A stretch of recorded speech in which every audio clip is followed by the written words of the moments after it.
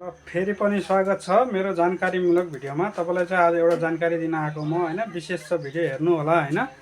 ल हेर्नु, मैले एउटा अङ्कलकोमा काम चाहिँ अन्तै थियो, मैले हैन पावर सकेट हाल्न थियो, तर मिटरमा चाहिँ यसरी तार छिरेको रहेछ। मैले मिटर बन्द गर्न आउँदाखेरि चाहिँ मैले देखेर अहिले चाहिँ फेरेर बनाइदिएँ।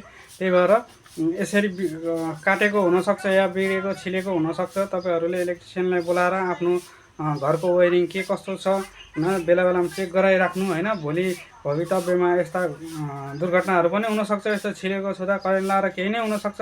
त्यही भएर बेला बेलामा तपाईँहरूले चेक गराउनु होला र आफ्नो इलेक्ट्रिकल सिस्टमलाई सुनिश्चित गरेर सुरक्षित गराउनु हुनलाई म जानकारी गर्दछु।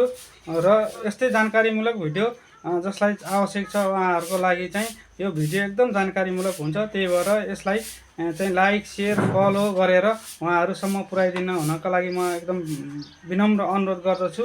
जसलाई चाहिँ यस्तो छिलेर करेन्ट लाग्ने दुर्घटना नहोस् भन्न चाहन्छु। त्यही भएर यसरी सहयोग गरिदिनु हुनको लागि आग्रह गर्दछु।